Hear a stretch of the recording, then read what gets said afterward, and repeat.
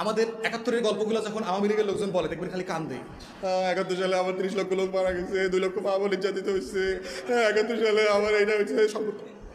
বিজয়ী জাতি কোনোদিন মৃত সোলজারদের সংখ্যা কাউন্ট করে নাকি? যুদ্ধের পরে কি হয়?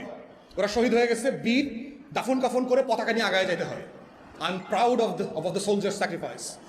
বিজয়ী জাতি কোনোদিন বিজয় নিয়ে কান্নাকাটি করে, এইটা আওয়ামী লীগ ছাড়া আর কোনো জায়গায় আমরা দেখি নাই।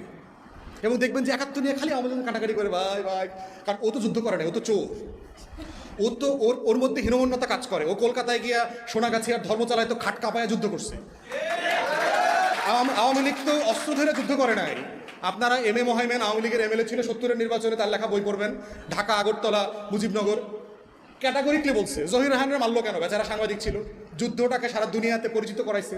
কারণ হলো এই আওয়ামী যে সোনাগাছির মুক্তিযোদ্ধাদের জীবন তিনি তুলে ধরছেন তার ডকুমেন্টারিতে। উনি বলছেন ফাঁস করে দিব এটা, যদি আমার ভাইরে আমি খুঁজে না পাই, শহীদুল্লাহ কাসারে যদি খুঁজে না পাই, তোকে সব আকাম কুকাম সব ফাঁস করে দেব। এবং ৩০ তারিখ প্রেস ক্লাবে সংবাদ সম্মেলন করে তার এই ডকুমেন্টারি ফাঁস করার কথা ছিল।